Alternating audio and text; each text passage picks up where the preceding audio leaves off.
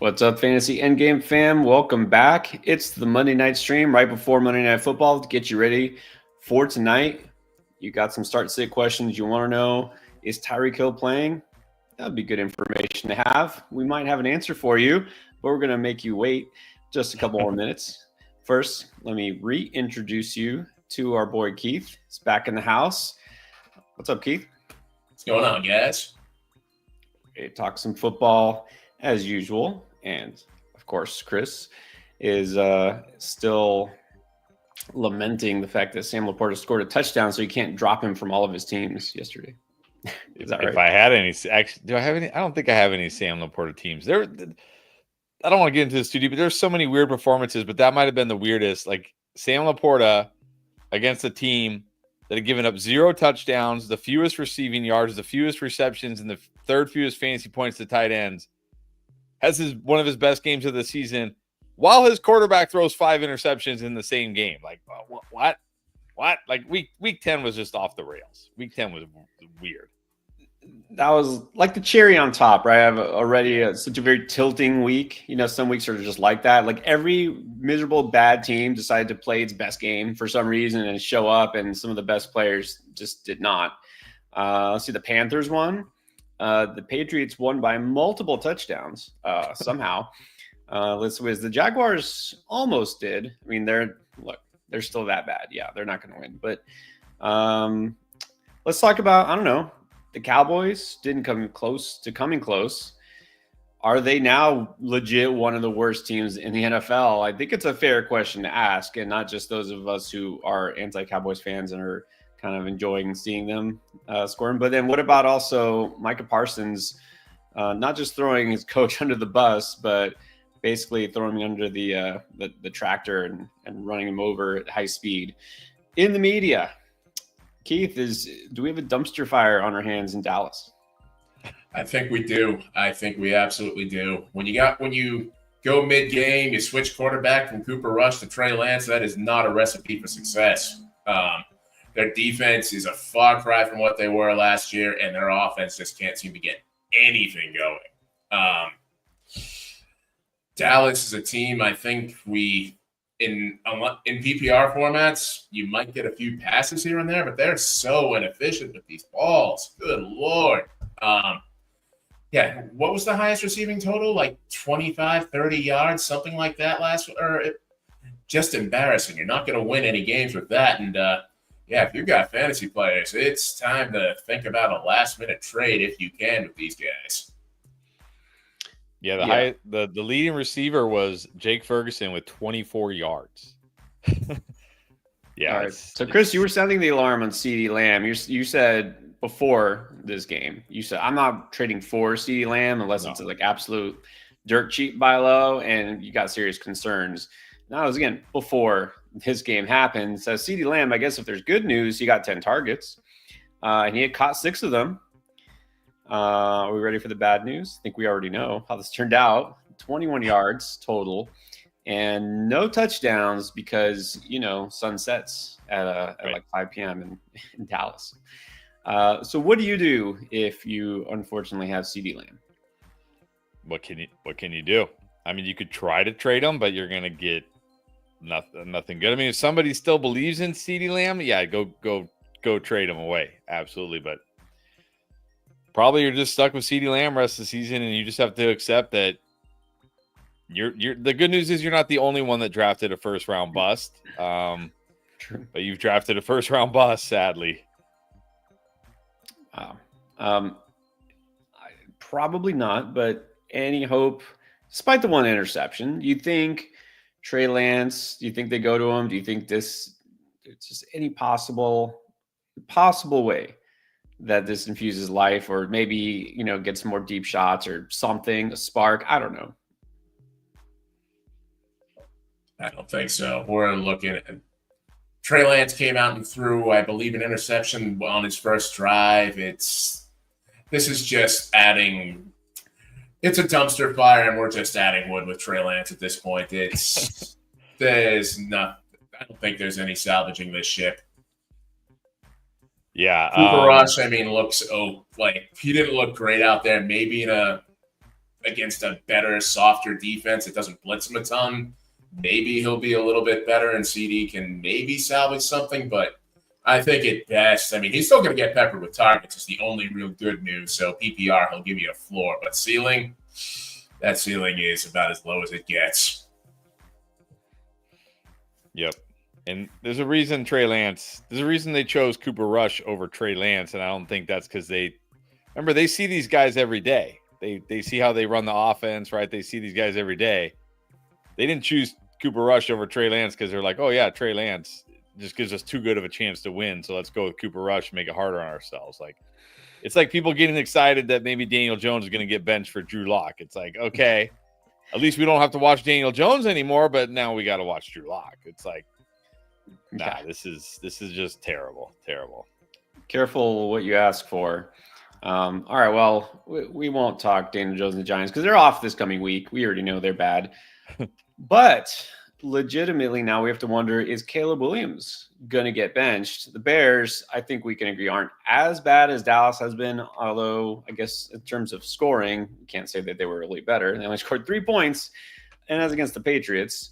Some talk, although I think Eberflus, who for some reason is still the coach, squashed it, saying Caleb's still a starter, but some people are suggesting that they should. They're evaluating everything. You know how that goes, the company line. So I guess the question now is, besides the obvious of firing both head coach and OC, which they are choosing not to do, what can they do, Keith, to right the ship? Or do you think this is just too late? Are you giving up all hope, abandoning all hope, and maybe abandoning all fantasy shares of the Bears? This, if it's redraft, absolutely. I don't think this is.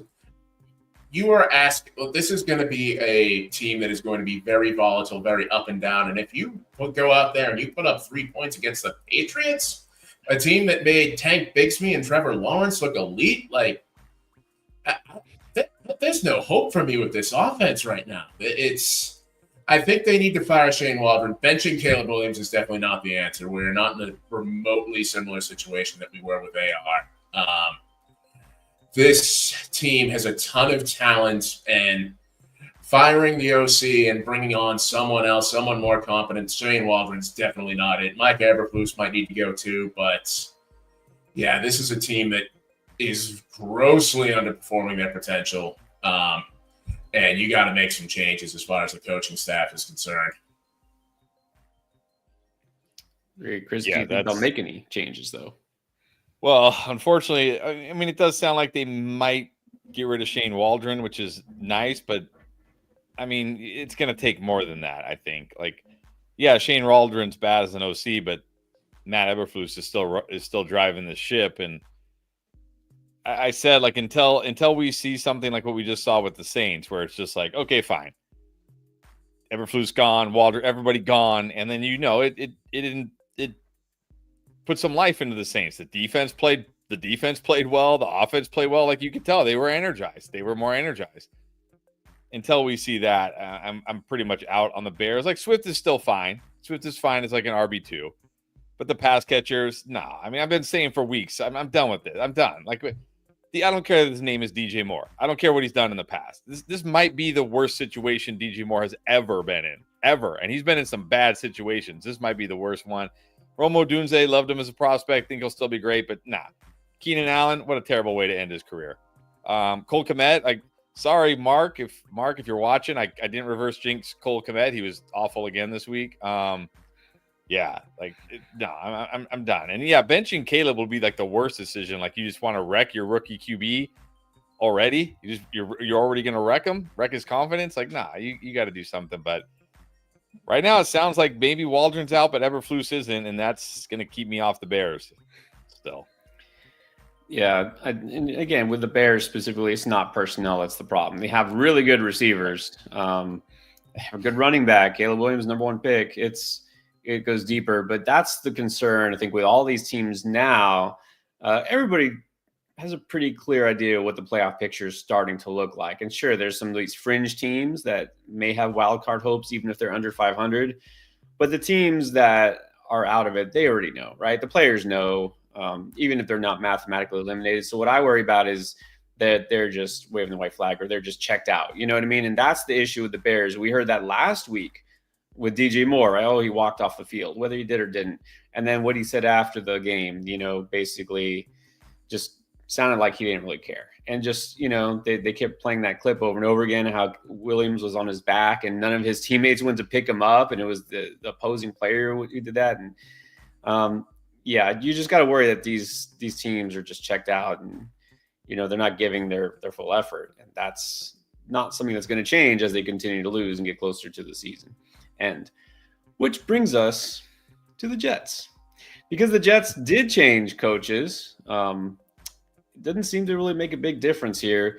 I'll say this, the Jets absolutely should have done much better. I mean, obviously they could be doing much better all season long, but I'll say one thing that probably tilted me the most personally as an analyst for last week.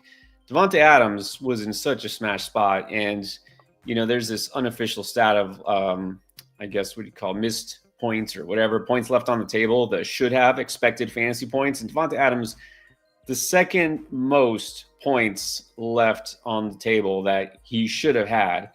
Kamara was first because of that one basically 60-yard touchdown that he just dropped for who knows what reason. And then Davante Adams absolutely should have feasted on this defense, and it's not happening.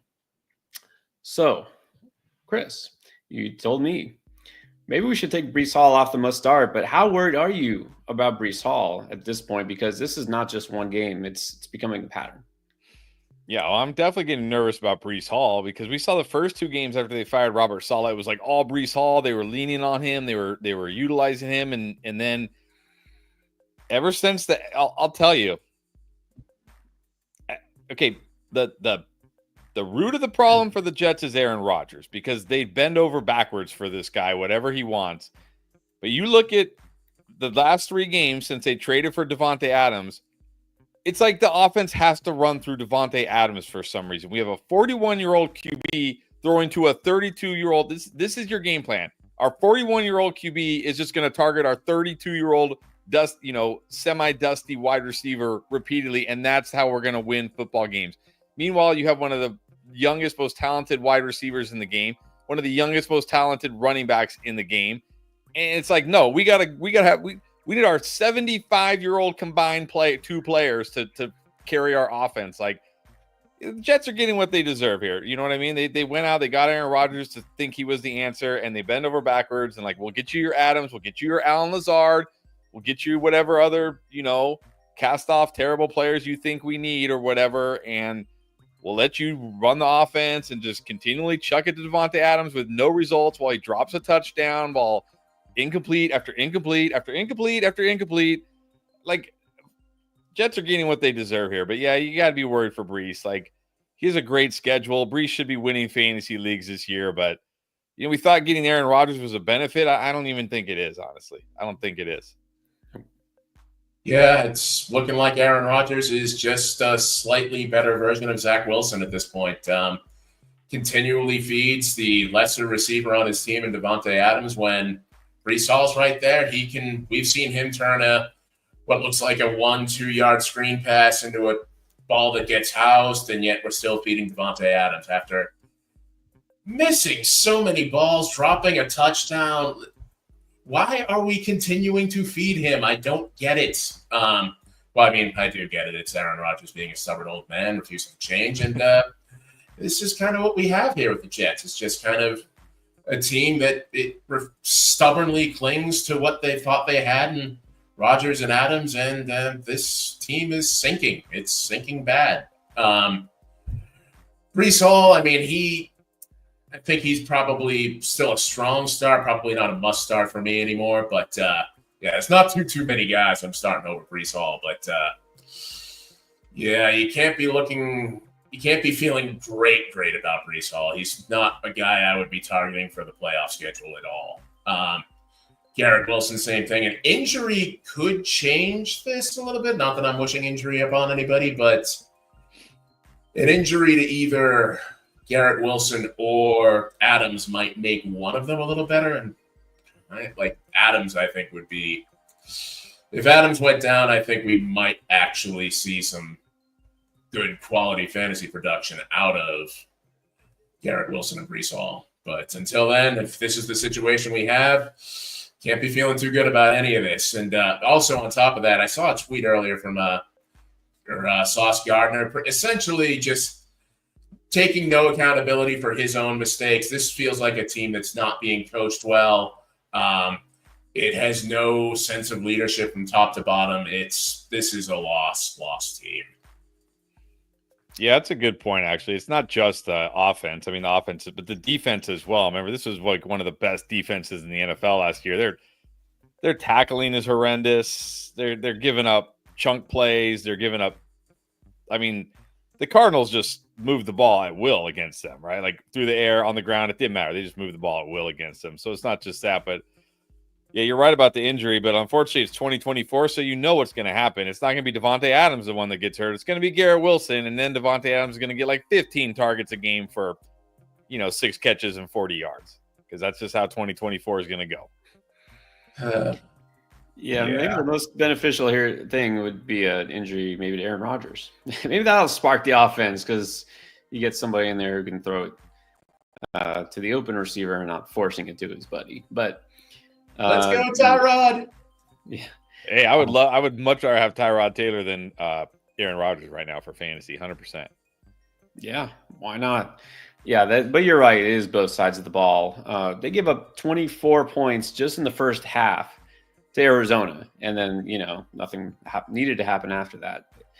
Yeah, and I heard apparently the Jets, the new nickname for Gardner is Soft Gardner instead of soft. It's not something you like to hear. That's not good. All right, one more thing that's noteworthy before we talk about tonight's game. We have a new RB1, and that's in Denver, Audric Estimé. And not only did he get the majority of the carries yesterday, he got basically all of them. McLaughlin got 2, Javonte Williams just 1. Don't need to tell anyone, you can drop Javonte Williams because I don't think this is going to reverse course. I think Sean Payton has just seen enough of Javonte. But then he even, despite the fact that Estimé didn't put up big numbers per se, he said, I liked what I saw. We're going to see more of it. Okay, so I think the Javonte era is over, but how much should we be investing in Audric Estimé? Because everybody wants a starting running back, but there aren't that many running backs who are hurt this year because, that's just how 2024 is. So, Keith, what is a realistic fab target for you, or how much are you willing to put up to get Estimé? Is he worth the number 1 waiver claim? I think this is going to be a very team-dependent question. I'm not going to throw a ton of money or a number 1 waiver claim on Estimé unless I need an RB2 on my team.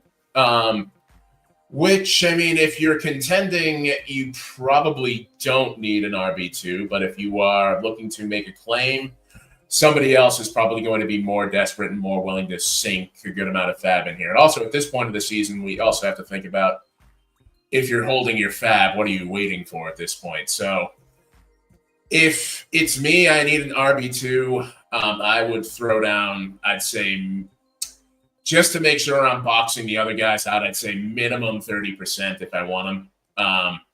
May have to throw down more than that depending on your league. And you should have a good grasp as far as how your league operates as far as fab goes. If you are desperately, if you're needy of an RB2, maybe see if you can get somebody to trade you some fab. But I am willing to put out a good amount of money for Estimé. It looks like he's the guy. I don't see any reason why he would not be the guy going forward in Denver.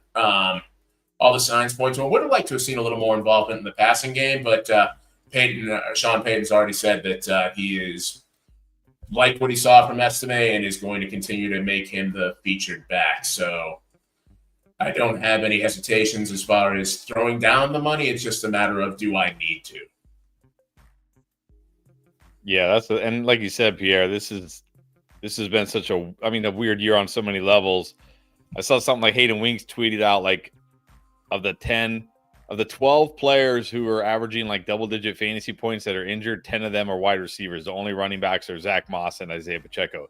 I mean, Zach Moss was a late-round pick anyways. Really, Isaiah Pacheco is the only running back injury of any consequence we have had this year, which is crazy. So you might not need Estimé. So if you don't, if your running backs are healthy and you're stacked at running back, which usually this time of year nobody is, but this time of year everybody is. Yeah, don't go crazy for Estimé because he's not a pass catching back. He wasn't a pass catching back in college. He's not going to be a pass catching back in the pros. He'll catch a pass or two. And let's not forget, he's also stuck behind this Denver offensive line and this Denver offense.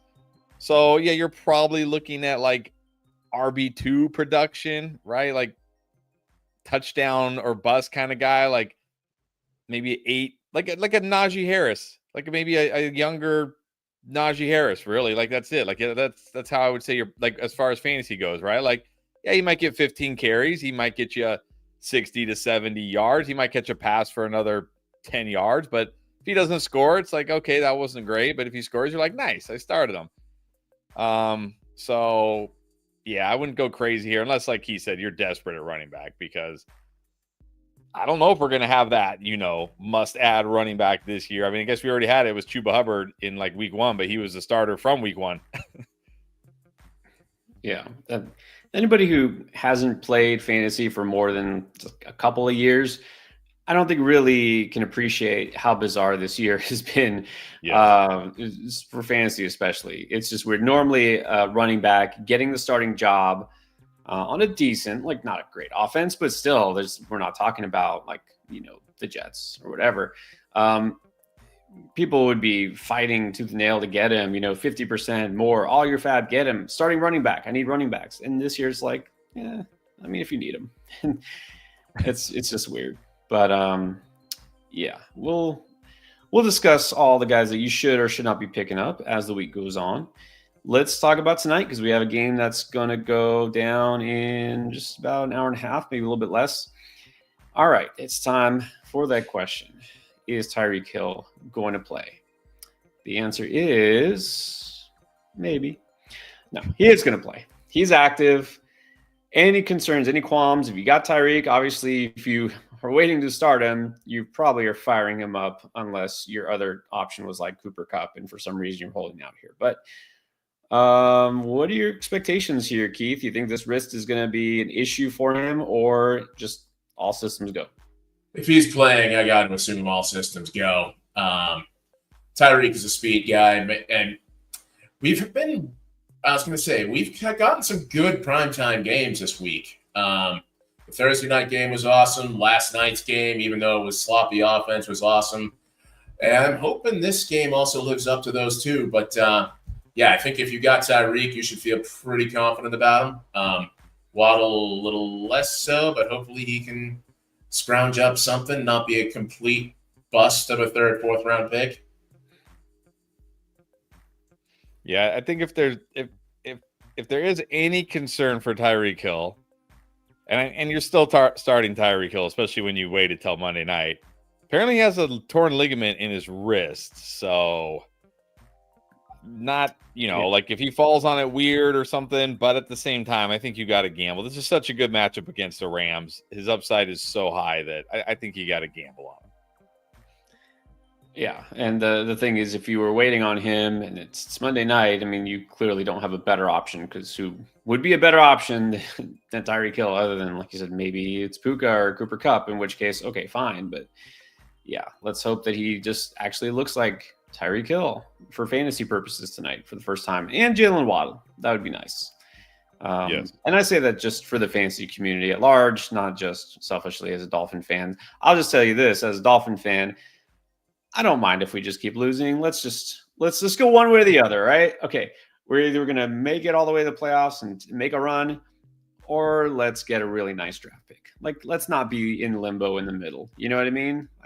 Is that wrong? I don't think that's wrong. I mean, good news is if the Dolphins lose tonight, you have last in the AFC East in the bag. There you go. The bad news is there's so many atrocious teams that I'm not sure you can get how low can you really go?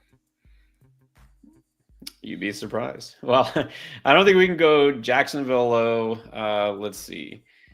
I don't know. There's not that many teams that are significantly worse record-wise. You got 2 wins. Okay, Cleveland's got 2 wins. Jacksonville. Okay, the Raiders. The Raiders are bad. Yeah, that's the thing. Like, okay, the Dolphins only have 2 wins, but the Dolphins are going to win some games down the stretch. Like, Are the Jaguars going to win any more games? Are the Titans going to win any more games? Are the Raiders going to win any more games? You never know. How many more games are the Patriots going to win? Although I will say the Giants, how many more games are the Giants going to win this year? Oh, the Giants, who knows? Yeah, that'll be fun. We'll talk about that next week. The Daniel Jones watch. We'll see if he comes back. But let's get to tonight because you guys have questions. First and foremost, is Tyreek playing? Yes. Should you play him? Well, it still maybe depends, but we'll see. And also, you might want to know about your quarterback situation, anything else. And of course, a lot of you want to know, am I going to pull this out or am I cooked? That's the question we get. So we're going to answer those. Before we get to that, let me also remind you, you still have a little bit of time to take advantage of the free pick on Underdog. If you haven't tried it yet, I know most of our viewers are already Underdog members, but if for some reason you haven't tried it yet, you didn't know about Underdog, you get a free pick when you sign up for the very first time. And for tonight, it's Matt Stafford going higher than 0.5 total yards. That's right. He gets a yard in any way, shape, or form. You win that pick. You can combine it with any other pick or picks that you like. Just make sure that you sign up on Underdog as a new customer. And when you get to the checkout, use promo code ENDGAME, because when you use code ENDGAME, it gets you the free pick. It also gets you to deposit match up to $1,000 worth of bonus cash. They will match 50% of your initial deposit. So the more you put in, the more you get for free. Use that free cash, use that free pick, and get going. And I guarantee once you start, you'll keep going back to it because it is a lot of fun and a good chance to win money right off the bat. So try Underdog, use code ENDGAME, check it out now. And I should also mention we have an app as well for the Fantasy Endgame. It's called Draft Lane. So download Draft Lane.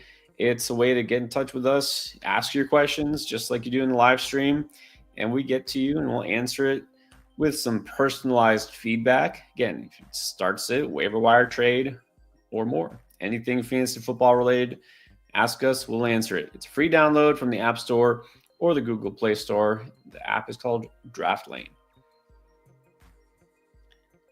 All right, let's get to the questions here. Let's start with something for tonight. Don't worry, J-Dog will get to you soon. Brian Furman, almost always first, if not one of the first. He's got HN and Cup. The op has Tyreek and Puka up by 7. I'm pretty sure it's not a no sweat. How much sweat, Chris?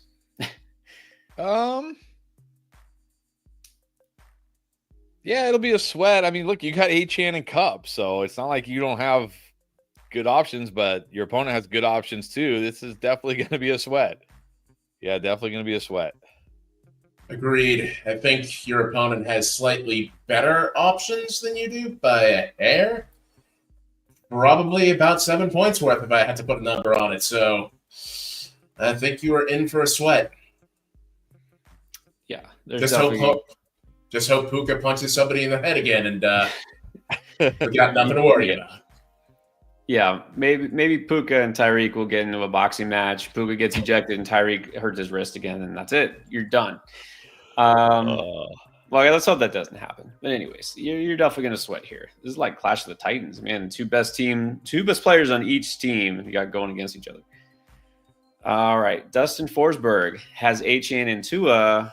His opponent has Puka plus a 10-point lead. What about this one? I think there's going to be another sweat too. I mean, well, HN and Puka should cancel each other out. I might even give the slight edge to HN. So then Tua only has to make up really a 10-point deficit. He should be able to do that. I mean, it's definitely going to be a sweat, but I feel like I'm on your side here, Dustin. Like, I think you're going to win this one. Yeah, I think this is a kind of fast walk through the park type of sweat versus the last one was definitely more heavy, intensive cardio of a sweat. This one, I think you definitely don't have this comfortably, but you should. I think you got a good chance of winning this one. All right, but now here's a twist to the same question. He's got Tua, but he says Stafford is available. So now, in this situation, knowing what it is, you go Tua or Stafford. I still go Tua. I'm going to go with the guy who I think is going to score the most points, and I think that's Tua. He's got Tyreek, he's got Waddle, he's got HN out of the backfield, and I like his matchup better against the Rams versus Stafford's matchup against the Dolphins. Pretty much agreed verbatim with Chris there. Tua's got the better matchup against the Rams defense versus Stafford against the Miami defense. Miami defense has been playing pretty good football as of late. I would rather stick with Tua. Yeah, in this case, you got to play matchups. And, Chris, you pointed this out on Kyren, a boom play here. The Miami defense is mostly a run funnel. It should be a good game for Kyren. I'm sure Puka and Cup will be just fine. But Stafford may not have a huge game. Tua, probably has a slightly higher ceiling. So stick with what you got, Dustin. I think Cody Greenwood, if Tyreek plays, yes, he's playing. Ooh. Okay. Would you start Tyreek over HN, Kyren, or Puka? He's down just 65 and he's got 3. Okay. So he's got those 3. So you do have a shot here, but you're going to play Tyreek over any of those 3. Puka's the one I'm debating. I'm not sitting at HN or Kyren. No, I don't think you can. I don't know. I don't think I would. I don't think I would play Tyreek over those 3. I think I feel better about Puka a little bit. Yeah, I'm with you, Pierre. Tyreek, Puka, Tyreek, most weeks I'd probably put him equal, but with the wrist injury, he just falls funny. Bam. It's you're done. Why risk that? Puka looked on fire 2 weeks ago. Last week we got shortchanged. Both teams aren't good against the run, so I would keep your current lineup even with Tyreek playing. Yeah, it's close. I could make a case for Tyreek because I think he has that. He could get half your points by himself, but he's also very risky. So you got Puka in there. Let's just keep Puka in there. Yeah, this is definitely going to be a sweat. Yeah, but with those players, you actually have a very good chance. Oh, maybe very good is a little strong. You've got a good chance, decent chance. One thing that might change, if there's any long play bonuses, I might think about Tyreek. But if it's normal PPR, stick with Puka. Good point. Actually, that's a good point in general. I would say, look, if this is half PPR or for some reason non, I would probably go Tyreek over Puka. But assuming it's full PPR, stick with what you got. All right, now, not this game, but J-Dog was first. Trade question here. Traded Bowers for Hawkinson and Jacoby Myers, swapping Raiders and tight ends simultaneously. Hey, Hawkinson looks pretty good. He's no Josh Oliver just yet, but Hawkinson had himself a pretty good game. Chris, do you like this, or is this not the kind of deal you're making for Bowers? No, I like it because you're getting a tight end in Hawkinson that you can just set and forget pretty much. And you're getting a really good wide receiver like Jacoby Myers since the Adams trade has been really good in fantasy. I'm not sure people realize it, although I'm guessing J-Dog does since he just traded for him. So good job. I like this. I think it's a good deal for you. Same. I think Jacoby Myers is flying under the radar. He's an underappreciated asset right now, and think you didn't downgrade too bad at tight end to get Myers. So well done. Well done. Yeah, Hawkinson already led the team in receiving. Yes, it was Jacksonville, but still, Hawkinson was heavily involved. He's looking like basically as good as you could want for a tight end, even despite the inexplicable ascent of Josh Oliver. As soon as CJ Hawkinson became active, imagine if he then only threw it to one tight end. But I think this is totally fine. You got an extra piece there. Aiden Anstead wants to know what type of receiver you get for Mark Andrews. Already has Bowers. All right, that's smart. Moving on to Andrews. Also could throw in Hubbard or Dobbins to really power up. Okay. Yeah, I like throwing in Dobbins. I don't think I'm throwing in Chuba right now. Unless I'm very deep at running back and I'm going to get a really good wide receiver back. But I think you could do like Andrews. Could you do Andrews and Dobbins? I mean, I'll bet you could get DK Metcalf. I'll bet you could get Mike Evans. I'll bet you could get Debo coming off of 2 kind of down games. Bet you could do that. Yeah, I agree with all that. Like those names, I definitely think Mark Andrews and Dobbins is the punch because Dobbins, I don't think is Gus Bus coming on the scene makes Dobbins a kind of a headache for a running back. So yeah, get the value while you can. If you've got Bowers, I was going to say any other, like if you're just trading Mark Andrews straight up, like you could definitely get yourself just for him alone, you can get yourself Jacoby Myers, Cortland Sutton, who looked great this past Sunday. But yeah, with both those guys, I'd send some feeler offers out there and see what you can get. AJ Brown's also another name that's been relatively quiet. He's not being talked up a ton in the fantasy community, even though he's been great when he's been on the field. I might even have to mention Pierre's nemesis of T. Higgins, but if I see any signs of practicing, I wouldn't mind getting him either. Yep. I bet you could get T. Higgins, and in a perfect world where he plays football, then yeah, that might turn out to be a win. People have short memories. You might even be able to get Jaden Reed just because, hey, he didn't play this week. And people are worried. It's a committee and Jordan Love is not healthy. I mean, maybe straight up. I mean, for Mark Andrews, who knows? There are some options, Aiden. All right, Juice 420 is in the house. He's ahead 26 with Waddle left. The opponent has Cup. Should be pretty safe. I mean, you should be pretty safe. Like, if Waddle can get you 4 or 5 points, that means Cup needs a 30-point game, which, I mean, is doable, but that's still a big ask for anybody. So I think you're good. Yeah, I don't see Cup scoring 30 with Puka in the picture. Could happen, but this would involve a collapse of epic proportions for Miami, and I don't see it. I think you're take it back and take a seat back, enjoy the game. Yeah, you should be good. I think even if Waddle doesn't do hardly anything. 410 Braxton got Cup. Opponent has Puka, 10-point lead. So chances of Puka outscoring Cup by that much. Oh, you have the lead? Okay, I think you're – I mean, again, we get a lot of close ones. This is going to be close because of Puka. It's going to come down to who has the bigger game between Puka and Cup. But you got the 10-point lead at least, so yeah. Yeah, 10 points. I think that's going to favor you here. Probably say 60-40. This is probably going your way. Right.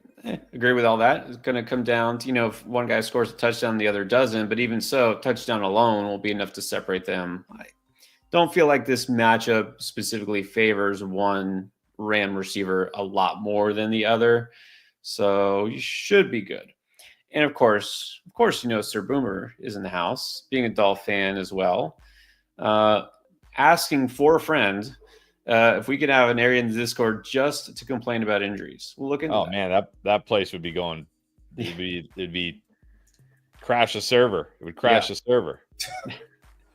I mean, I feel like there's a certain channel that I'm not going to say the name of up here, but PM are its initials, and yeah, if you want to scream into the void any random injury that you have, great spot for that. Indeed, we have places for that. All right, we'll look into that, Boomer. Basic money down 2, and it's Kyron versus Achan. So if you got the Kyron side, I mean, that's another sweat. Yeah, another sweat for sure. I think I like Kyron a little more than Achan. Then again, that might also be biased because I have a lot more Kyron than I do Achan. So this is going to be sitting in the sauna and forgetting how long you've been in there kind of sweat. So we'll see. Yeah, this is good luck. Good luck, basic money. All right. PJ Nasty has Cup and OBJ because, of course, Nico. Thanks. I'm guessing this might have prompted Boomer's just random question about complaining about injuries. We're not even going to get into all that. So Cup and Odell Beckham, up 10 against Achane. I mean, he's still. This is basically Cup plus 10 against Achane because like Odell with Tyreek healthy. I mean, maybe he'll get you a catch or two if you're lucky, right? Like, probably not going to get much from Odell now. So Cup plus 10 versus Achane. I feel like you should win that, but again, I feel like this could be another major sweat here. Yeah, I don't see OBJ getting you anything more than 3-4 points. So that gives you 14. Cup versus Achane. With a 10-point lead, maybe you got a shot, but you're going to be sweating for sure. I think 10 points might be enough. Again, Achane will get you points, but Cup has been really good since coming back. So I'll say you probably get the edge here, PJ. Also, just got offered a trade. Say again? Sorry, I was going to say Sleeper has a auto sub feature. Awesome for these Monday night dilemmas. Good point. Yeah. Best fantasy platform out there, Sleeper. True. Okay, so there's a trade offer involving Puka. JR say he's going to get Puka and Darnold. They get Hawk and Stafford. I think that's a yes. Probably yeah. You have to do this, even if you don't want to start Darnold, which I totally understand because this week not only was Sam Darnold bad this past game. But now this week he's got to play the Titans on the road, so that's probably not going to be a good Sam Darnold game. That's fine. I'll just drop Darnold and stream. Give me Puka. Yeah, I agree with this, especially when you have Kelsey and, you don't need Hawk. And you're getting Puka with this. Yeah, because after Hill, Cup, your wide receiver quality drops off in a big hurry. And quarterback, I mean, I'll say this. I am a little worried about Darnold. I think maybe he had been hitting his ceiling, and he's kind of going back to what he has always been, which is kind of meh. But, if you're getting Cup, I think you got to do this. Yeah. Or, if you're getting Puka, you got to do this. Get Puka, drop Darnold. He says he's got Purdy. That's fine. I mean, even if you didn't, whatever. Yeah. That's fine. Oh, yeah. I missed the Purdy part. That's a smash. Take this. 95. What's up? Down 17, and the opponent has Jonnu Smith. I have Achane and Cup or Puka. Oh, wow. Okay, down 17, so we need to choose wisely here. Achane could get 17, but between Cup or Puka, who is it? Oh, man. Me personally, I'm going Puka. I think as long as this is full PPR, I think Puka gives you the best shot here.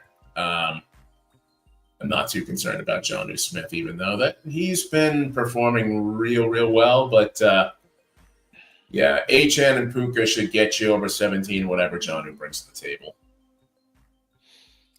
Yeah, I feel like you're probably going to be okay either way here because, I mean, Achane should erase that 17 points, and then you just need Cup or Puka to beat Jonnu Smith, which let's hope they beat Jonnu Smith. I guess Puka.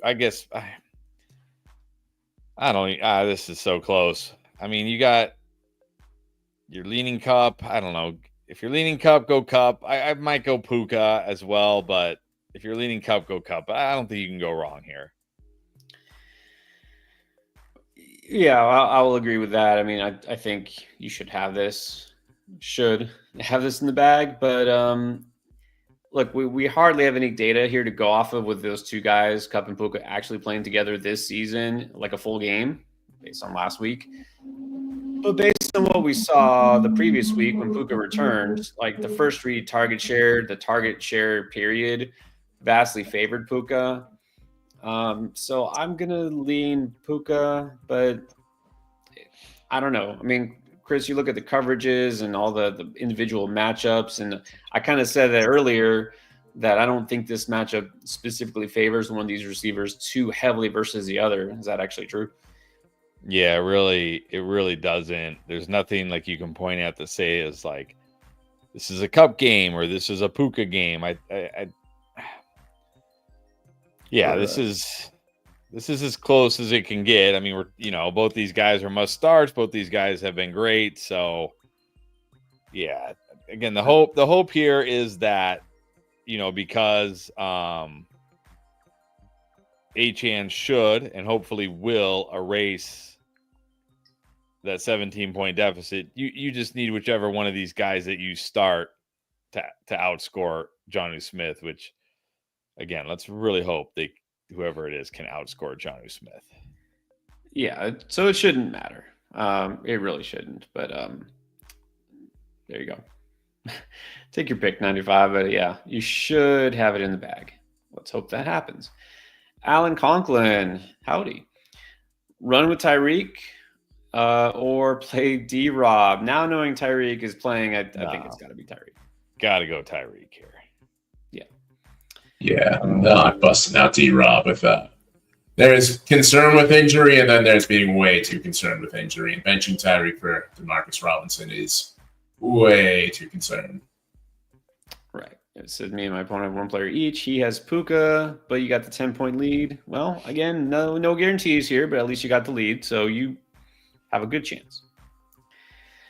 KJ Sticks, 2 trade offers. All right. Hurts and BTJ for Higgins and K9. And then Hurts and CD for Harrison, Higgins, and Chase Brown. Yeah, Hurts I thought you said Hurts and Murray are both. Okay, I think he means you have Hurts with Murray on the bench.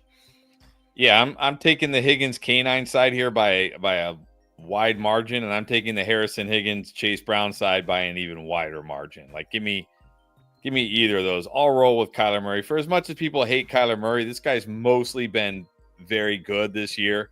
I know it's easy to look at the games where he's like, oh, he was terrible this week. But it's like, okay, sure. But how many QBs can win you your week like Kyler Murray has? Like, he's, I get Jalen Hurts as one of those guys for sure. But Murray's good enough. And you're going to get Higgins and Kenneth Walker, or you're going to get Harrison, Higgins, and Chase Brown. Like, good time to trade Brian Thomas Jr., stuck with Mac Jones, and a good time to trade CD, stuck with whoever is going to be the quarterback for the Cowboys. Yep, pretty much took everything I was thinking about this right out of my mouth. There's nothing. Yeah, get out of CD and BTJ if you can. These are great returns for either of those guys. I am not concerned about going from Hurts to Murray. The return you're getting is great on both sides. Also with Chris, definitely prefer the Marvin Harrison, Higgins, and Chase Brown side. That makes 3 of us. This is a good trade for you. It helps your team.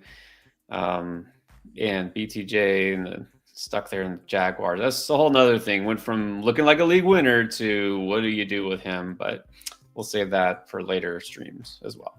But yeah, KJ, go ahead and take that trade. All right. Here's another trade offer from Bod. Trade Kamara and Walker for Kyron and Chase Brown. So we're swapping running backs here. Does this help the team?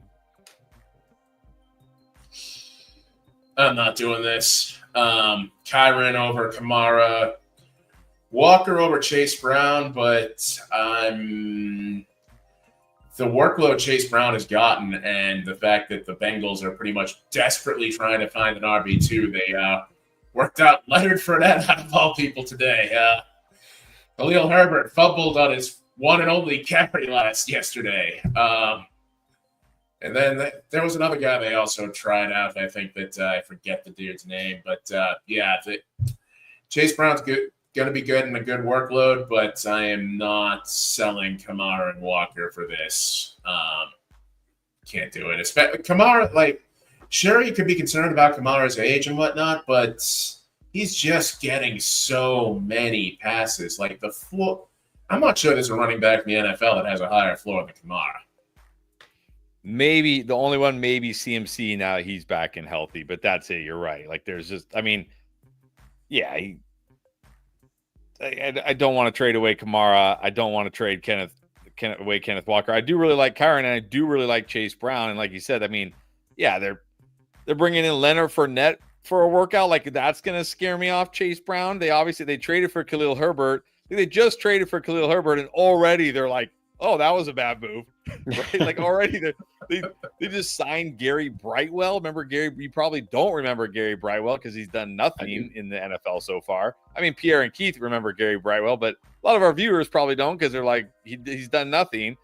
Like, yeah, the Bengals might not want Chase Brown to play every snap, but they don't have a choice. The Bengals don't have a choice, and Chase Brown is gonna get every touch in this backfield. He's gonna catch a ton of passes.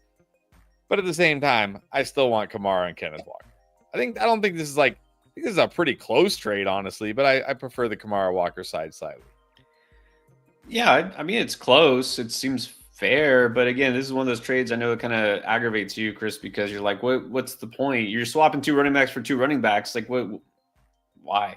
Like you're not trading a receiver for a running back to help at one position, or you're dealing from strength. You're just like swapping positions with the guy. And, if it was clearly in your advantage, okay, fine. But this doesn't seem to be. So, yeah, I don't think there's any reason to do this.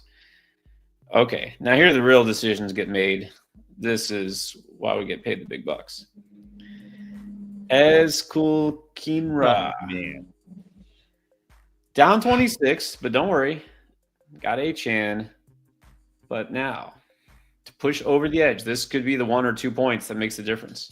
You're going Tutu Atwell or Odell Beckham. Jeez. I think I gotta go Odell I wouldn't feel great about starting either of these guys. Like I might be legit looking up Jonnu Smith and Colby Parkinson at this point, if this is a flex. But Tutu or Odell, I think I'll give Odell a slight edge, if only because he's not going to be buried on the depth chart. Like Tutu's the wide receiver 4 on the Rams right now. He's clearly behind Kupp and Puka, probably behind DeMarcus Robinson. I just don't see a path for Tutu without an injury to one of the main guys tonight. And even then, I mean, even last week with Puka getting ejected, he still only had 1 catch. Yeah, just got to go Odell here. Let's hope Achane goes for 27. Yeah, you got to go Odell. Like you said, Tutu did nothing last week, even with Puka basically gone all game. Tyler Johnson got more targets. So he might even be 5th as far as receivers in terms of target share here. And hey, who doesn't love a good revenge game narrative? Not that he needs it, but Odell facing his former team. So there you go. True. One of his former teams. Why not? Revenge is always a good motivator. That always boosts fantasy value. Always. All right. Disc golf. Sounds fun. All right. Drop Waddle to pick up Ridley. Oh no! Why would you put this one on the stream? Just to get that reaction. Now, speaking of disrespect, you got to put some respect on Ridley's name. I guess Since so. D-Hop has been traded. Calvin Ridley, I believe, is 3rd in fantasy production at receiver for the past 3 weeks. Somehow, even playing with Will Levis and against that Chargers secondary, he did. Yep, I gotta take the L on Calvin Ridley, no doubt about it. I don't think I can drop Watt. I'm guessing like you can't pick up Ridley right this second because Ridley already played. Unless you're in a league where you can just add and drop guys at will, which I've been on in leagues like that. Let's see what Waddle does tonight first. Agreed. I think Ridley Ridley, I like going forward, but man, I am not ready to drop Waddle for him yet. I mean, he could pull the Deontay Johnson treatment, and at that point, like if we only see like 1-2 catches out of Waddle, sure. I think at that point I'm okay with this, but yeah, I'm not there yet. Let's see what happens tonight. Right. Let's see. There's no reason to do anything since Waddle hasn't played yet. And I'm hoping maybe this is like an 8-team league or something. Maybe there's somebody else you can drop instead of Waddle. So, no, I would say pick up Ridley if he's available, but I don't want to drop Waddle. Or what about this? The Funkadelic. Very nice. Trade D-Hop to get DK. Yeah. Give me DK.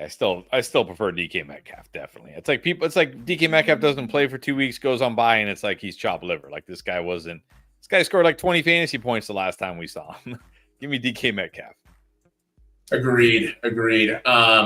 D-Hop, I mean, I was wrong on him. I figured this guy was going to be dust. He's not full-fledged dust, but he's also catching passes from Mahomes, who's throwing the ball not even 10 yards down the field each time he throws the ball. Great for PPR leagues, but DK Metcalf is a much higher ceiling, and this is the time to go get your guys that are going to win you weeks and championships, hopefully. D-Hop is a fine flex option, good wide receiver 3, but is he going to put up a 20, 30-point game? I don't think so. Yep. DK, we know, can do it. Make it 3 for 3. I prefer DK here. As much as I would rather have the receiver catching passes from Mahomes than Geno Smith, I think DK has just got that higher weekly ceiling. Jake the Snake wants to know exactly how much CD's fantasy value goes down. We talked about this kind of at the top of the show, but let's get more specific. Who can I trade CD for realistically? Oh, man. I mean, if you can get, we just talked about Ridley. Oh, am I ready to trade him for Ridley? I feel like I can do better than Ridley. Like, could you get Jaden Reed? Tank Dell. Ramondre? Could you get Ramondre still? Brian Robinson? He's been hurt the last 2 games. Could you get Brian Robinson? Tony Pollard coming off a not great game? That's fair. Yeah, those are all good ballpark guys. Trying to think if there's anybody. T. Higgins, honestly, I think would be a good candidate. But yeah, the only name you mentioned that I probably wouldn't do was Pollard. Spears was a little too involved for my liking. But yeah, if you can get Ramondre for him, Jaden Reed, take that all day. I don't think anybody's going to give up Mike Evans for him at this point, but maybe they're desperate if they're staring at 4-6 at this point. Maybe they have to.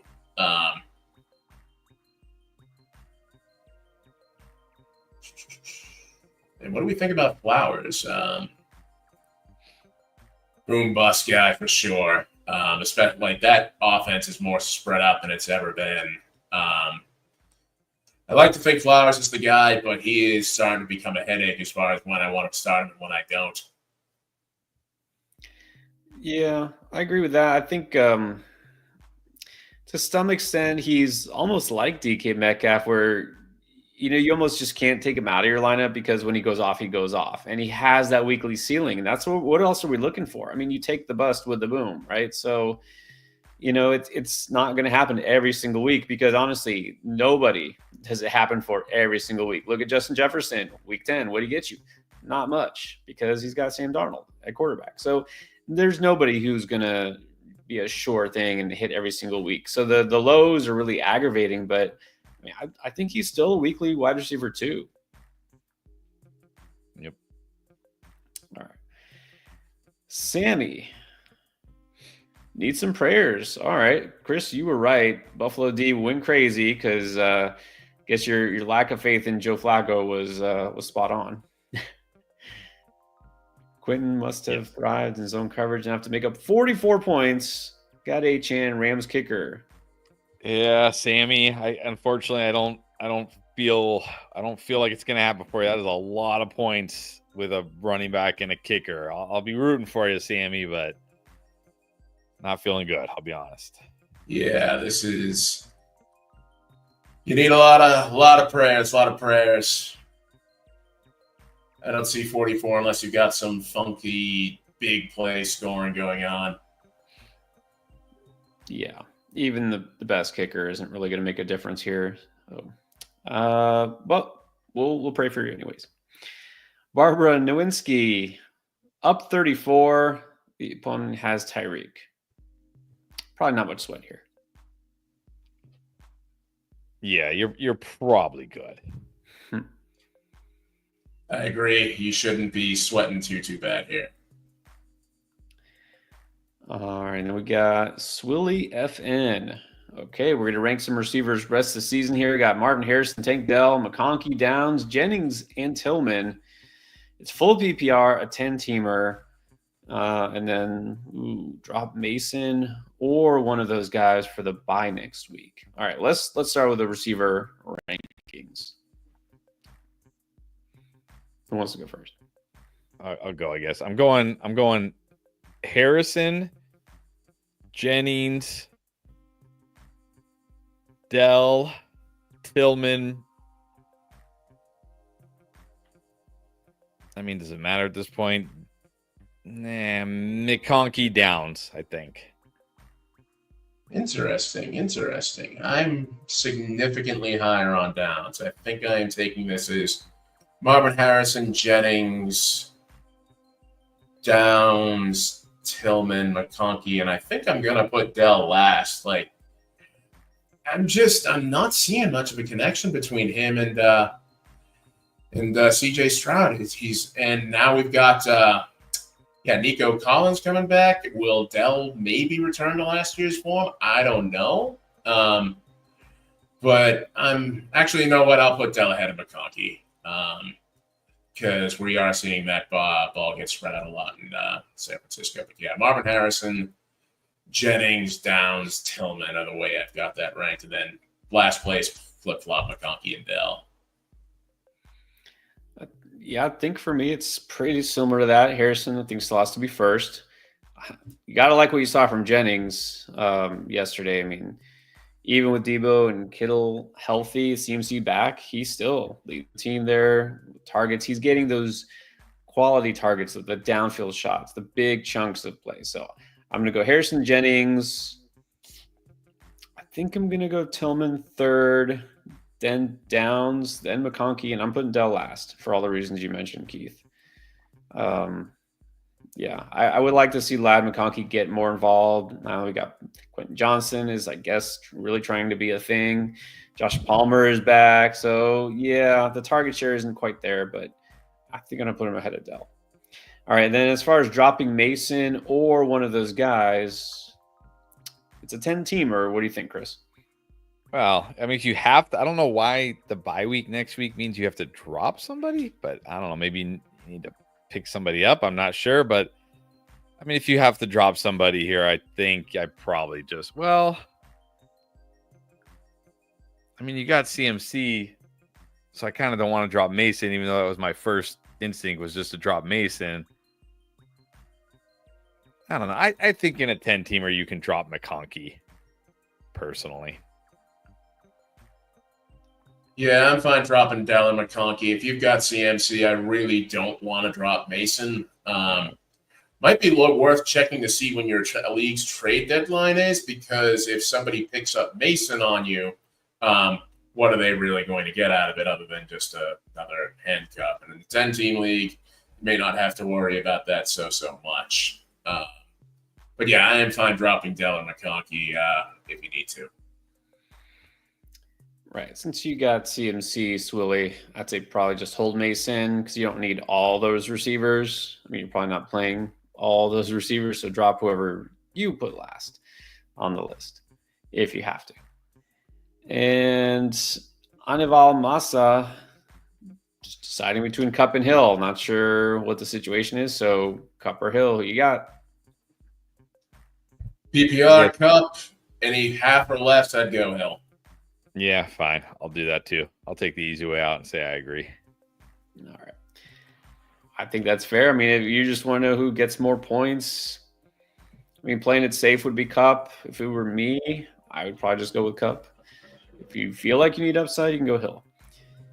And if you're feeling like we're helping you, then hit the thumbs up. Thank you, Flacco. Appreciate you. Thank you. As always, hit the like button. Subscribe if you haven't already. Here to help. All right, so same situation, no context. Dominic Bledsoe, Tyreek or Puka? I'm gonna say the same. I'm probably just gonna go Puka here. Yeah, I mean, I'm only starting Tyreek over Puka or Cup if it's less than full PPR, or if there's any sort of long bonus play bonuses that you have in the league. Otherwise, Puka over Tyreek here. Yep, same thing. I'm just gonna go Puka. Eliminate that risk. Frosty is up 35. The opponent has Puka. That's a pretty steep hill to climb. Very steep hill to climb. Please do not have a career game, I think, is not a tough ask. The coach is with us. Your coach, your former coach, Keith, your former team. PPR flex, Robinson or Mostert. Do you still claim the Patriots as your team, by the way? I mean, as long as I'm in New England, yes. But I mean, like, when you play fantasy as long as I have, you don't really have a favorite team so much anymore, especially without New England's never put out like great fantasy studs either. But yeah, Belichick definitely got the raw end of the deal with crap. And anyway, that's a topic for another discussion. Who's Robinson are we talking about here? Probably DeMar. I'm guessing DeMar. Yeah, tonight. Yeah, Mostert. Yeah, I think you got to go Mostert here. It's a good matchup for the Dolphins running backs. Go Mostert. Yeah, not gonna count on D-Rob. So go Mostert here, even though it is PPR. Matthew Marty, Hill or Waddle. Is this tough now, even though we know Hill is playing, or are you just going to Hill? I mean, it's easy now that Hill's playing. I'm just not Waddle. Go Hill. Yeah, Hill all day. Yeah, I think you got to go Hill. All right, let's Gerson, Cup or Tyreek. Kind of answered this already. Yeah, Cup. And let's go to. I don't have the same question. Ooh, Jenga. It's time to get rid of Brian Thomas Jr. Mac Jones, no, I don't. I'm pretty sure Mac Jones is not it.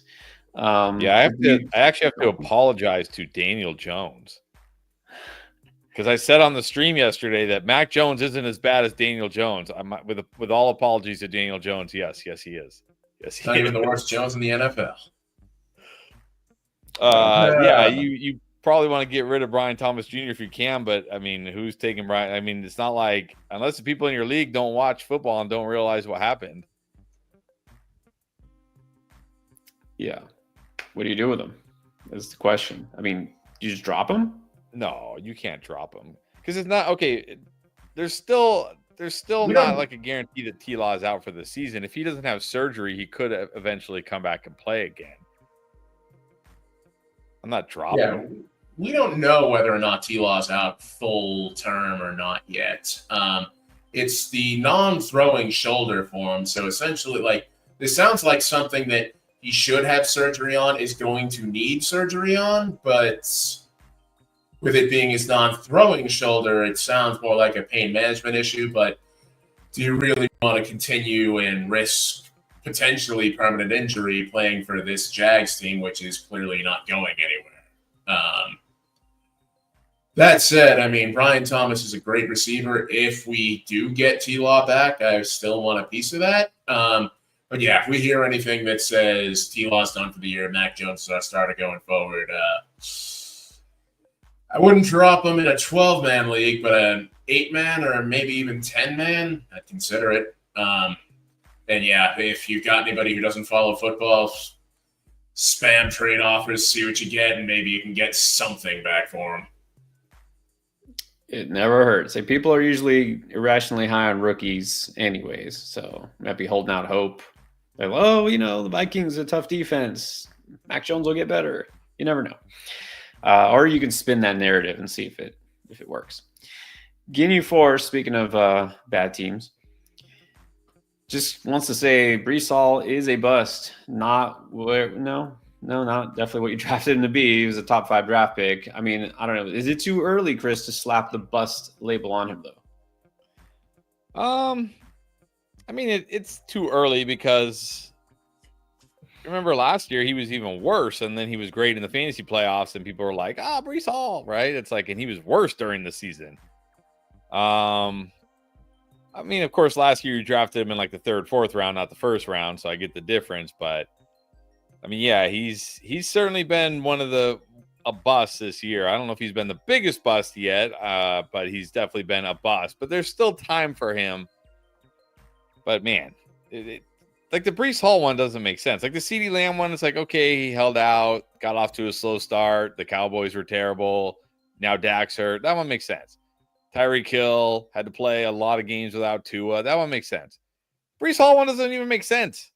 Like what are you doing, Jets? Yeah.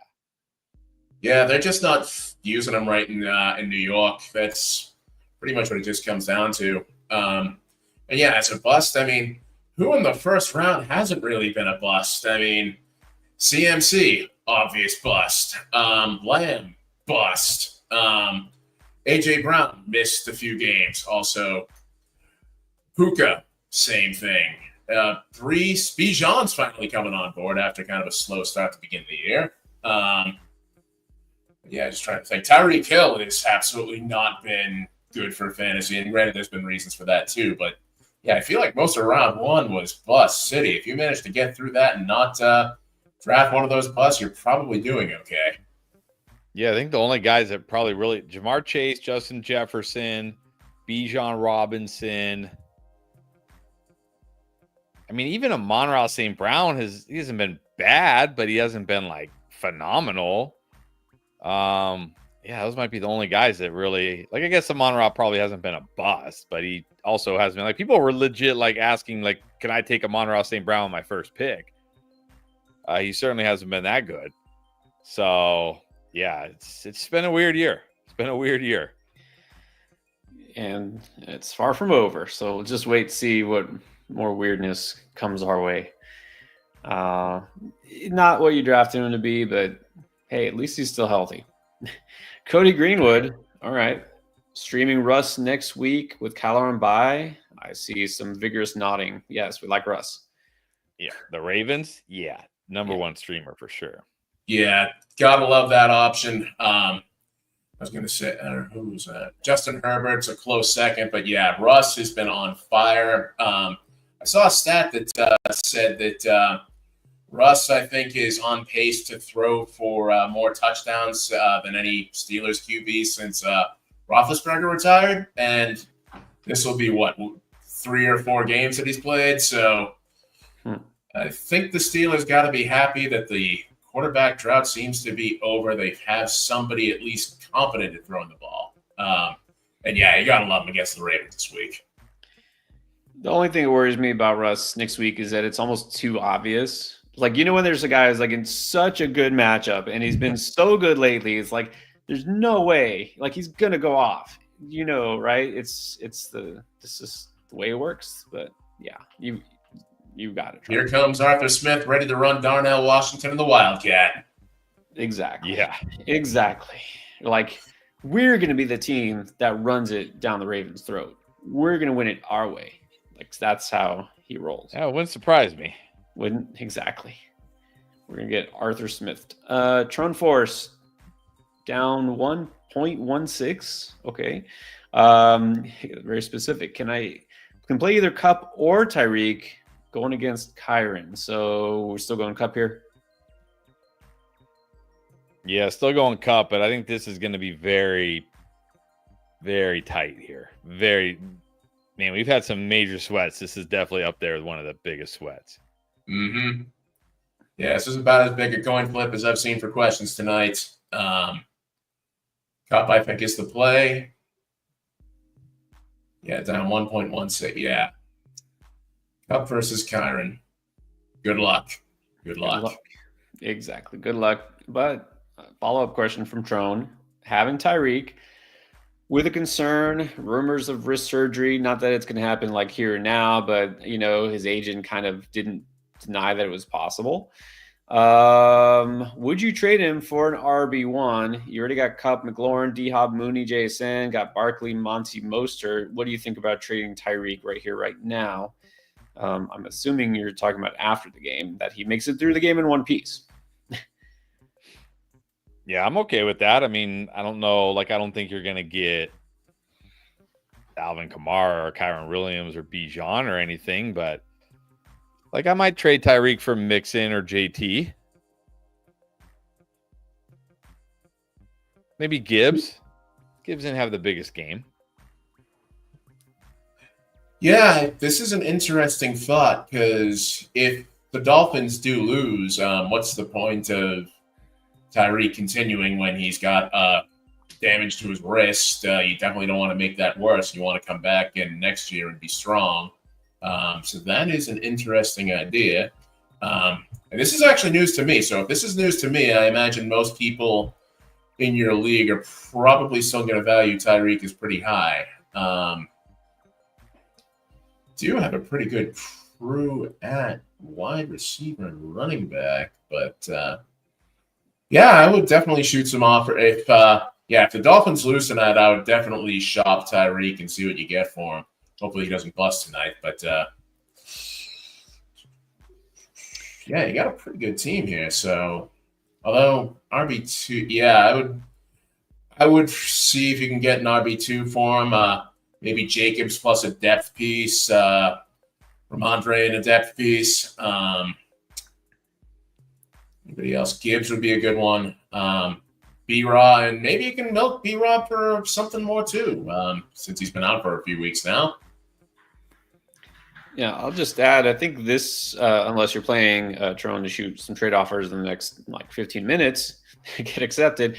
This might change a lot based on tonight, because if Tyreek Hill has a vintage Tyreek Hill game, right, goes for 100 yards and a touchdown, makes that big splash play, yeah, people will be like, he's back, he's good, the concerns will go away, and you could get maybe a legit RB1 for him.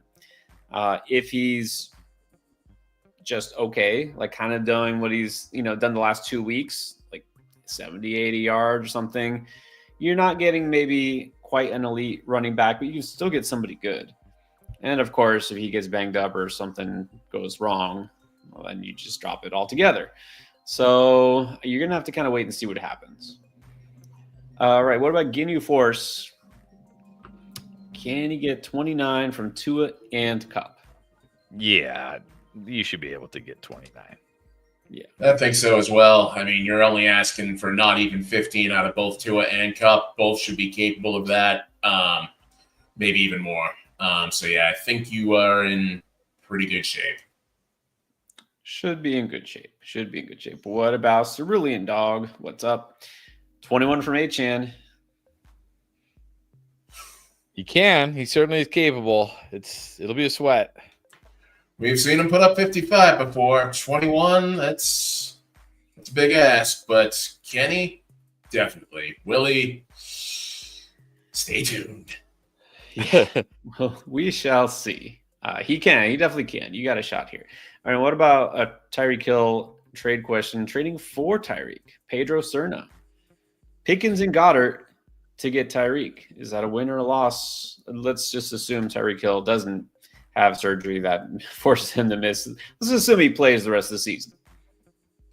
If he plays the rest of the season, he's definitely winning here. Goddard, I don't see as anything more than a streaming tight end, so this essentially becomes Pickens for Hill, and I'll definitely take Hill, though. Pickens looks very good.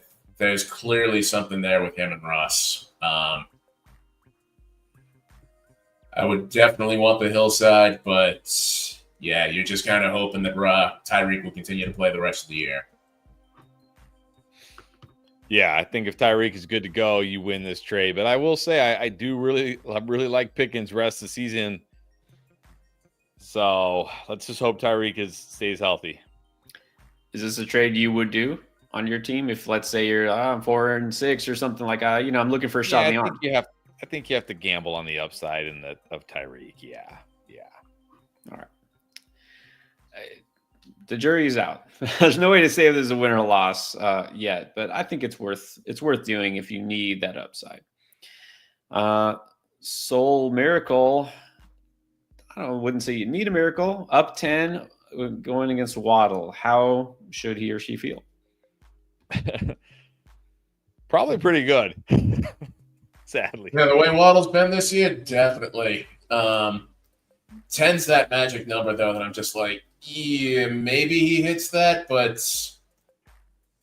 I feel like Waddle puts up 8-9 points. It just maybe I'm wrong, but just a gut feeling. I'm hoping he does better, but I can't count on it. So this will be close. I think this will be very close if it's full PPR. All right, we got Eli Antoine. Need some trade suggestions in a 10-teamer. It's a 2-quarterback league, and it's half PPR. Got Tua, Goff, Lamb, Garrett Wilson, Devonta, Derrick Henry, Mixon, Ingram, Jacobs. All right, Waddle on the bench. Okay, Flacco, because it's a 2 QB league. Mason, Ferguson, Chubb, and Pacheco. I mean, even in 2 QB, I don't know if I want Flacco, but whatever. I mean, I don't really see like you're well, I mean, obviously Lamb not as good now. You got Henry, Mixon, Jacobs at the flex. You still got Garrett Wilson, Devonta Smith. I mean, maybe you could try to trade Lamb and maybe Chubb. Maybe package Chubb. And get, maybe can you get, like I said, can you get a DK? Go get a DK Metcalf. I mean, you might be able to trade CD straight up for like a DK Metcalf right now. A Deebo Samuel hasn't had 2 big games. Mike Evans, who hasn't played in like a month and everybody forgot about him. Yeah, I see this. Lamb, obviously, he's definitely somebody I want to get rid of if possible. But the other thing here that I see, your tight ends, man, they looked so good to start the year, and then quarterback injuries. Yikes, Ingram and Ferguson, you poor guys. I would see if you can possibly get a king's ransom for the King Henry. He is a big name, but there is one issue that has been kind of constant with him, and that's he doesn't get a lot of snaps if the Ravens are playing from behind, and their defense is just not good. I would maybe shop Henry, see if you can get a king's ransom for him, and see what you can get. You should be able to get a quality running back and a receiver for him. As far as whoever has B-Rob, I would target them and maybe their best receiver for Derrick Henry and see what you can get. Anything else? I mean, Chubb, I think if you have any Chubb fans left in your league, sell him because I don't think he's going to be anything. They're not. Chubb needs positive game script. I don't see that happening for the Browns. Mason, I'd also see what you can get for him. Find the CMC owner because he's clearly not involved anymore at all. But that'd be who I would personally go for. I'd sell Lamb, open up some inquiries about Derrick Henry, see what you can get for him, and if not, sell Chubb and sell Mason. All right, well, there you go, Eli. A lot of ideas. The Henry one's interesting because on the surface you just think this guy, how can you get rid of him? You just got to hold him. But then you look week 14, right? You're talking fantasy playoffs. Week 14 bye. Week 15 gets the Giants, so yeah, he'll smash. But then he gets 2 really tough run defenses, the Steelers and then the Texans on the road back to back. So not saying he's going to flop, but like you said, if you can really, get a haul for him, maybe it's not the worst idea. Okay, Terry R in full PPR down 4. It's Kyren versus Puka. You like those chances? Oh man, another major sweat here. Another major sweat for sure. Yeah, this is going to be close. I think if I had to put money on it, down 4, you have Kyren versus Puka. I think Kyren has a big game, but yeah, you're in for a sweat, all right. Yeah, I do like Kyren this week, but can't not like Puka. I would wish you were up 4 instead of down 4, but it's going to be a close call. I call it 40-60, the 40 being on your side. Terry. Fresh Nation got Achan and Kyren. Down 65 because got chased on Thursday. Yeah. Yeah, you're probably cooked, but I'll be rooting for you. Yeah. Yeah, again, unless you got some funky scoring going on, I don't see 65 happening. Like, asking one guy to have a career game is tough. Asking two guys to have career games in the same game tonight is even tougher. Yeah. And no coincidence, you're down by almost the same amount of points that Jamar Chase had. So there you go.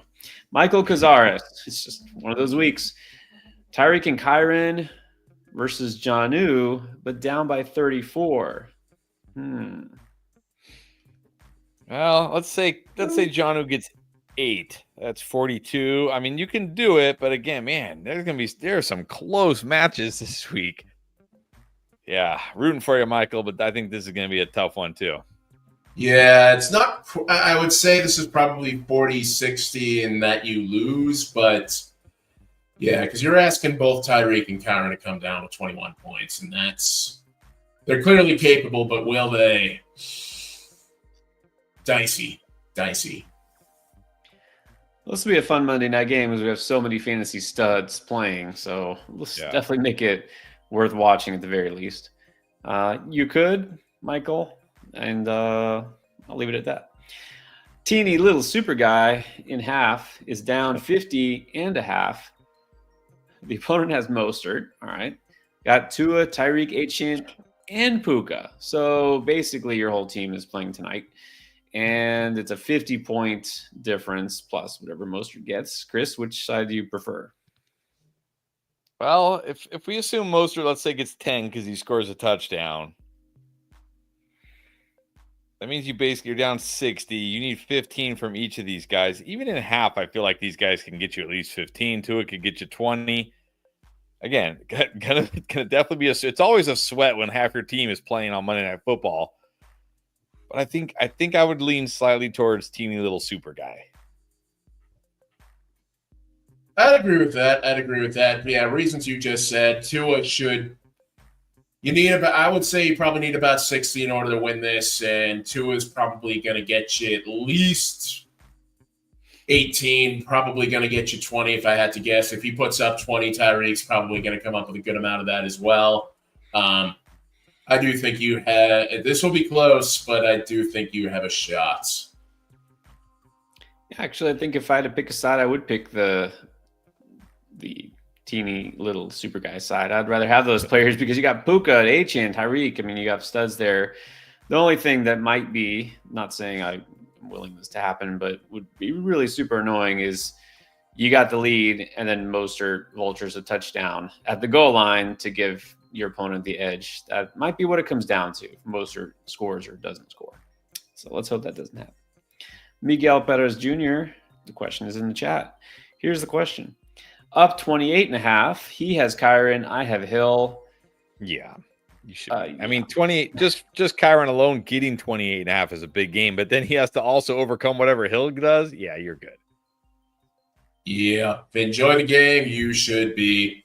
Enjoy a nice umbrella drink or whatever you enjoy. Yep, whatever it is, you're good. I think it's really just an excuse to say that he still supports Sam Laporta because he got him in the 6th round. Hey, nothing wrong with that. Richard Anapolsky in a 10-man league gave up. Okay, Jamar, Aaron Jones, and Ingram for Kittle, Etienne, and Flowers. I guess let's rate the trade and then we'll rate the team. It's a 10-man league. I mean, you hate to give up Jamar. Yeah, I can't say I like this for you, Richard. Okay, yeah, I prefer Etienne. I mean, Etienne, Jamar, I guess close. But I probably prefer Aaron Jones to Flowers, Ingram, Kittle. Maybe it's not as bad as I thought. Man, it's just hard when you give up a guy who just had a game like Chase had. Yeah, my question is, did you do this before Thursday night, or afterwards? But I don't know. Yeah, I mean, I definitely still like the Jamar side, but at the same point, Ingram, what are we expecting out of him going forward with Mac Jones?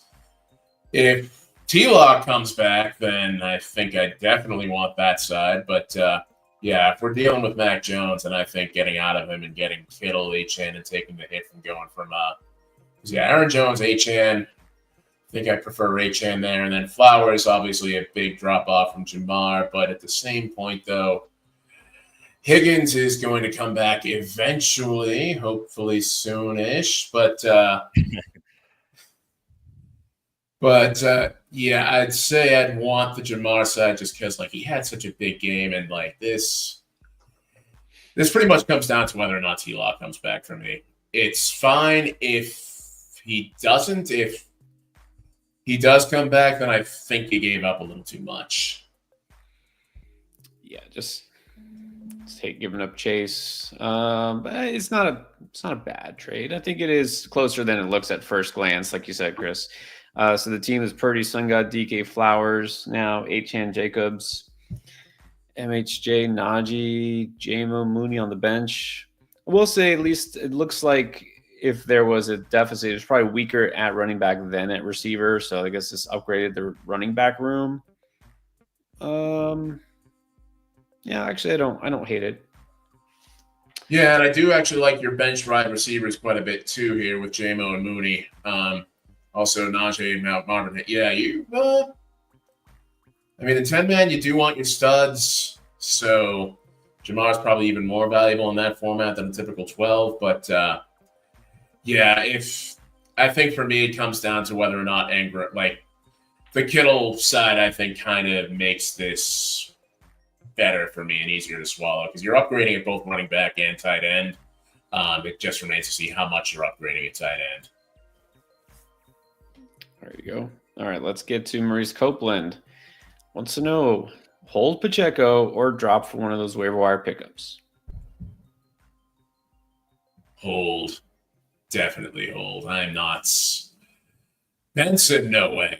I know he looked good this past week, but I mean, unless something happens to James Conner, that definitely want to keep Pacheco. Estimé, I mean, sure, but there's no pass catching upside. There's no guarantee that Pacheco comes back to the same workhorse role that he had in the first place, but I'm not dropping him for Estimé. No way. If you want Estimé, you got no problem dropping somebody else. If you've got a player with the last name Tay or with Tay in their name, like Deontay Johnson, Devontae Adams. Well, maybe not Devontae Adams, but yeah, Deontay, see you later. Javonte Williams, see you later. I'll definitely drop him for Estimé. But yeah, there's got to be somebody else you can drop instead of Pacheco and get Estimé. Yeah, today Andy Reid saying close to returning to practice for Pacheco, so I'm definitely not dropping Pacheco. Yeah, if you didn't drop him weeks ago when he got hurt, no reason to drop him now. So, all right. Speaking of waiver wire ads, Cody says he got an open spot among all those guys. Who raises the eyebrows? Anybody worth picking up? Tillman was the one that just jumped out to me. Like, Tillman should not be on waiver wires. Tillman has, in the games with Jameis Winston, Tillman's been nothing but good. Yeah, this is why it's always good to check to see who got dropped, because Tillman being on bye, that's exactly why he got dropped, not because he's been bad.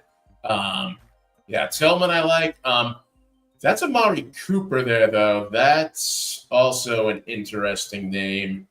Granted, I know he's dealing with a wrist injury, but maybe he gets it together.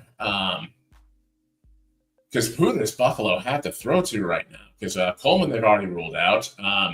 That sounds like Kincaid's not going to play, so we're talking a team that's led by Matt Collins and Khalil Shakir.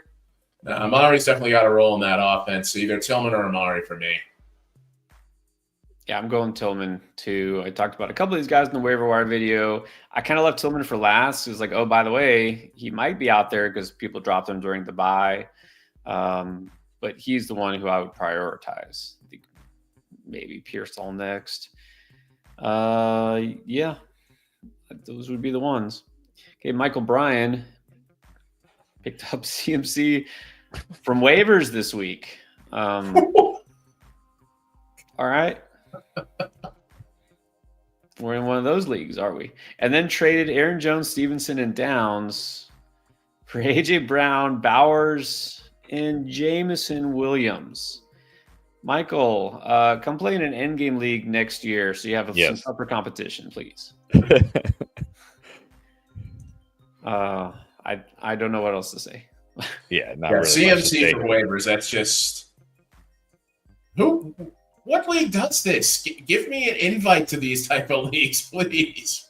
Yeah. Oh my God. People say that, but you don't want to play in one of these leagues. Then you're like, what am I doing? You feel like you're cheating. You know what I mean? It's like, let's just. All right. Yeah, I mean, I'm hoping it's paid. Oh man. And then, yeah, you're true. Sorry. All right, let's go to Richard Anapolsky. Shall I give Jacobs and Harrison to get Kyron? I think if you need, I think it's okay. I think if you really need a significant running back upgrade, Kyron's been great. Kyron gets all the touches in this offense. He has tremendous touchdown upside. I don't think it's like a fleecing, but I prefer the Kyron side. I think for me, this more depends on team need. If you've got a team and your roster settings, like if Jacobs and Marvin Harrison are on your bench or one of them is on your bench and you're getting Kyron, then definitely take the Kyron side. But if Jacobs and Marvin Harrison are guys that you're starting on a weekly basis, it feels like Marvin Harrison's finally figuring it out and connecting with Kyler. Jacobs to Kyron is a nice upgrade, but yeah, if you're giving up a bunch of points to get Kyron, I think I'm actually going to say I want the Jacobs and Marvin Harrison side, but if you do have one of those guys on your bench, I'll take Kyron in that case. Yeah, I think Jacobs is solid enough. Harrison is fine. I don't know. I know he's scored almost every single game. I still don't put Kyron in the Bijan CMC tier. You know what I mean? I think he's right below it. And then Jacobs is a little bit below that. So I guess this comes down to need. I don't know that Kyron is a massive upgrade over Jacobs. You know what I'm saying? So it feels like you're giving Harrison away, not getting enough of an upgrade. So generally, I would say in a vacuum, I would rather have the Jacobs Harrison side, but it's not unfair. All right, let's do Steven. Early starts it. Why not? QJ or JSN? Oh, man.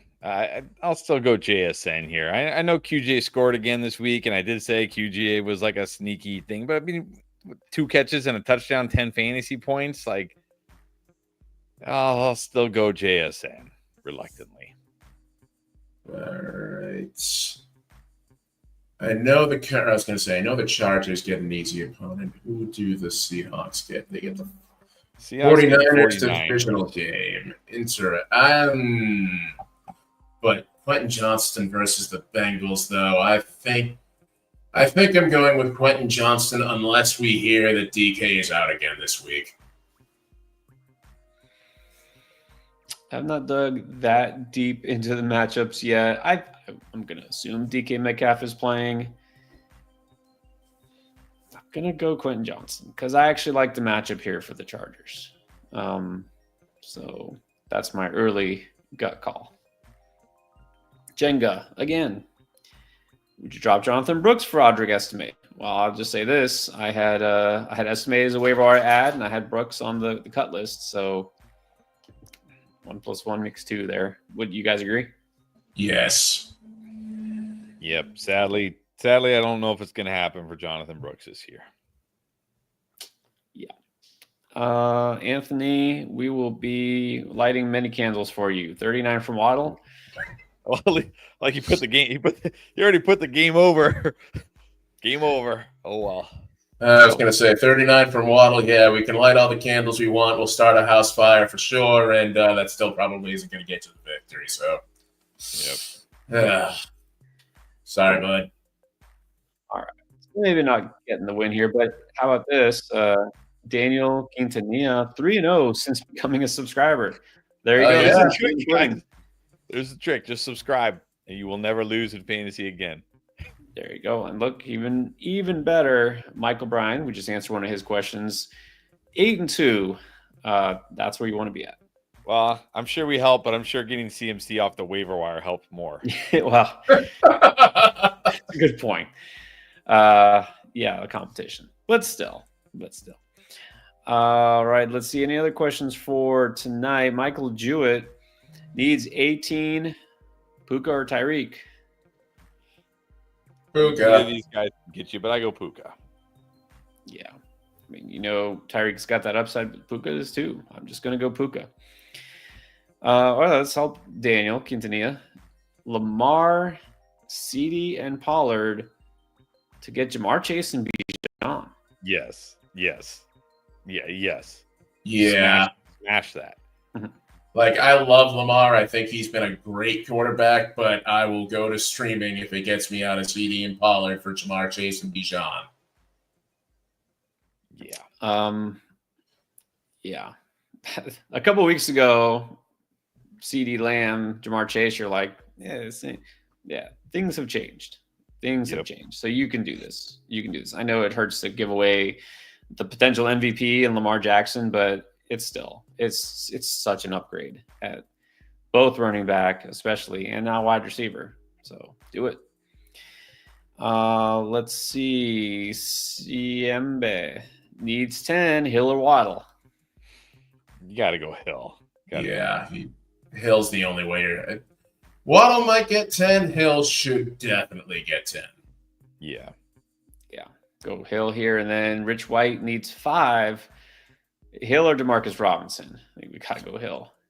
Yes, gotta go Hill. Hill's playing. Hill by a mile. Yeah. Let's see. Make sure we get to all the tonight questions. Okay, we did this one earlier. Battle Sag. Tua or Stafford? Tua. Yep. Going Tua as well. Better matchup. Agree. Tua for the matchup. Anybody else with a question who needs? Well, I don't think we can help with this, but good luck. Kill Kenny. Yeah. 41 from Puka. Maybe. We'll light a bunch of candles. V-Man, we basically just answered this, but we'll answer it again. Hill or Demarcus Robinson? Hill. Question from a certain Nate L. Chris, are you going to take Keith down in the charity league? Am I playing you this week, Keith? I don't think you are in that league. Yeah, because no, I'm playing Jake. I already won in the charity league this week, even though Aaron Rodgers no-showed for me. But is I got CMC and Evans now. Like, I'm ready to take down the ship. Yeah, well, I think that's what he's asking. Are you going to take it all? Yes. All right. Well, there you go. You got your answer. I just made a league-winning trade. Oh. Okay. I got CMC and Evans for the stretch run for the championship run here. Ooh. Nice. I need I'm to check slacking into a that. little bit in my dynasty leagues. I need to look into some of that. I need to look in. If you need more help, I'm not going to take home the championship in that one. So, no, you got draft picks. Draft picks, send them my way. All right, let's do a couple more here before the game. Yvonne Rebollada, hola. My tight ends are Njoku and Kincaid. You can drop Kincaid. On waivers are Ingram, Gesicki, Conklin, Komet. Would you pick up one of those guys? I'd probably just roll it in Njoku. Yeah, I'm honestly, Kincaid. I mean, if Ingram's out there and maybe we hear that T-Law's back, I'd drop Kincaid for Ingram in a heartbeat. But, yeah, I also don't like rostering more than 2 tight ends unless there's some sort of premium or whatnot, or these guys are particularly valuable. Yeah, I am content to roll Njoku the rest of the season, and Kincaid can just bye.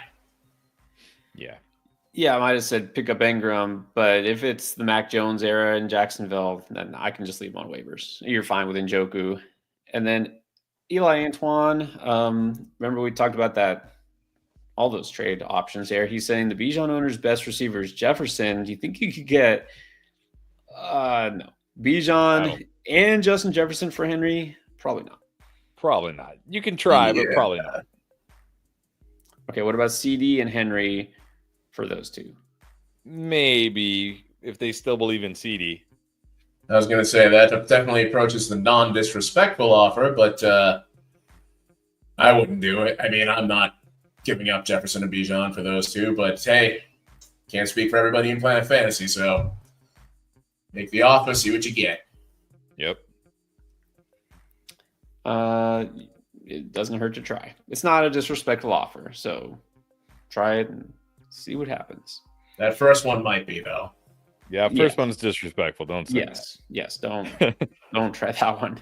Yeah, not the first one, just the second one. All right.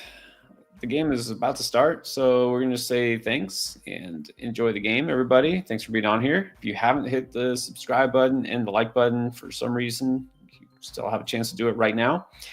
Turn on notifications so you know every time we go live. We're live pretty much every day, just not Fridays, during the football season. And, of course, once again, big thanks to Keith for joining us for the Monday Night Chat. Good luck to everybody who still has anything going on for tonight. And check out all the videos coming out already. We already get you covered for Week 11. They've started since last night, and they will continue. Oh, but wait, there's more. We got one more super chat at the last second here. Parker Catagnas. Okay, Jettis, Reed, Tillman, not sold on any. Okay, got Josh Allen, Chase Brown, Pacheco, Tracy Kittle. Trade Jefferson for McLaurin and one of those guys. Myers, Bowers, or I don't know who Smitty, maybe Devonta Smith. Devonta Smith. Yeah. But look, okay, you say you're not sold on your wide receiver 2 with Reed or Tillman. But if you trade away Jefferson for, let's say, Terry and Myers, okay, now your wide receiver 1 goes from Jefferson to Terry, but your wide receiver 2 is now Myers or Tillman. Like, that doesn't really help your wide receiver 2. Yeah, if I'm selling Jefferson, I want more than this. McLaurin, Myers, not enough, and I think that's probably the best. I mean, Myers and Devonta Smith, maybe. You got no need for Bowers since you have Kittle. I would want something a little bit more substantial than this. QB, you're good at Chase Brown, Pacheco, Tracy, and Kittle. I don't know how your RB depth is, but might not be a bad idea to maybe send some feelers out for Tracy, Chase Brown, see what you get. But I'm not selling Jefferson for this. You are downgrading immensely at wide receiver 1. Yeah, it feels okay. Yeah, he just said down. Somebody even commented he had a down game. One down game. Like, that's it. One down game. And we're like, I don't know about Justin Jefferson. He's not like, no. He's on my do not trade list, basically. I would need 2 serious stud receivers. And McLaurin, yes, is there. I don't think either of those is enough. So just. By the way, Jalen Waddle. If you got like McLaurin or Evans, I'd be okay with this. Yeah. Right. Well, that's true. Jalen Waddle already 2 catches for 55 yards. Ooh. Very interesting. All right. Well, the game is underway, so we're going to get out of here. Thank you. Good night to everyone, and we'll see you on the next stream tomorrow.